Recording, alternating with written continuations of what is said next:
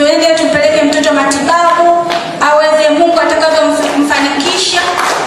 Kwa hiyo tunaamini mikono yenu ina baraka. Kila mmoja hapa hela aliyotoa leo akasema anavyoomba, Mungu mjalie mtoto Gloria kwa shilingi 200 yangu niliyoweka kwenye kichongo. Mimi ni mpole lakini mkali sana, hasa pale ambapo kitu hichi ninachofanya hakitoenda kwa wahitaji wenyewe. Tuliomba hii kazi sio kwa sababu tuna njaa ya ugali. Mara nyingi napenda kutumia neno mboga ya mwisho ni nyama. Na mimi uwezo wa nyama nilikuwa nao kabla ya ubunge. Niliomba hii kazi tutumikie watu, tunaishi, tunaishia. Niliomba hii kazi nipate uwanja mpana wa kufikia utumishi wangu wa kimungu.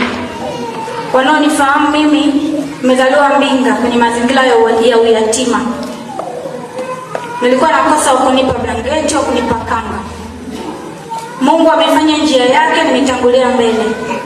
Naenda kushika taa ya wengine watakaonifikia kwenye mikono yangu, kwa sababu nayajua maumivu ya kuwa hivi. Kwa hiyo nawaomba wale ambao mnamiliki vituo, mnatusaidia kulea watu, mnafanya kazi ya Mungu, hakikisheni hakuna kitu kibaya kula kitu cha mtoto yatima ambacho ameletewa na mtu mwingine. Hakuna kitu kibaya kula hela ya mhitaji. Inaumiza. Natamani niongee kwa herufi kubwa muelewe, ila tu mjue ninanuna nikija kugundua nimetoa msaada haujakwenda huko. Ukiwa kiongozi na unataka kuwa kiongozi mzuri, ni lazima uwashike walio chini yako mkono ili uwavushe. Ni lazima ujitahidi kuandaa na kutengeneza wale unaodhani kwamba wana uwezo ili wawe viongozi wazuri baadaye. Kwa walezi wetu wa vituo hivi, endelee kutoa rai. Unaposikiliza mahitaji unayaona ni mengi, lakini pia unapojitahidi kuyatatua unahisi kama vile mahitaji yale yanaenda kutatua changamoto za wale ambao wamezungumzwa kama ndio wahitaji. Lakini kwa bahati mbaya vituo vingi vya namna hiyo vinageuza mahitaji haya kama sehemu ya matumizi yao binafsi na sio kuyapeleka kwa walengwa. Kwa hiyo nitoe rai kwa wenye kituo hiki na wengine wote ndani ya mkoa huu, tunapopata fursa ya kusaidiwa mahitaji haya tuyaelekeze kwa ajili ya wale wenye uhitaji zaidi kuliko kwetu sisi.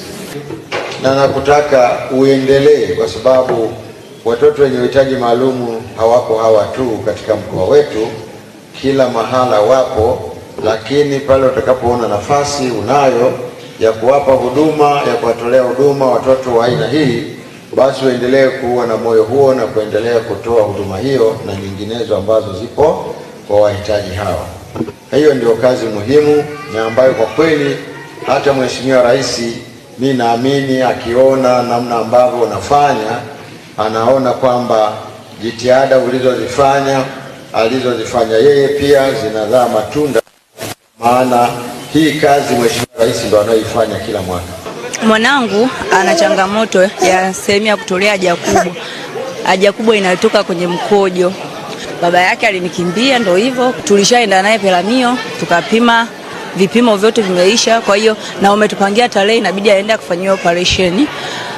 Baada ya kutupangia tarehe, ikaonekana mtoto damu yake bado ndogo, kwa hiyo inabidi aongezewe damu ndipo afanyiwe operation. Gharama zake operation zote tatu aliniambia 1,600,000 na kama 50,000 hivi. Nimepewa 500,000, nasema asante kwa sababu inaweza ikanitosha kwa matibabu ya kwanza ambaye nitaenda kuanza naye leo au kesho nikitoka hapa.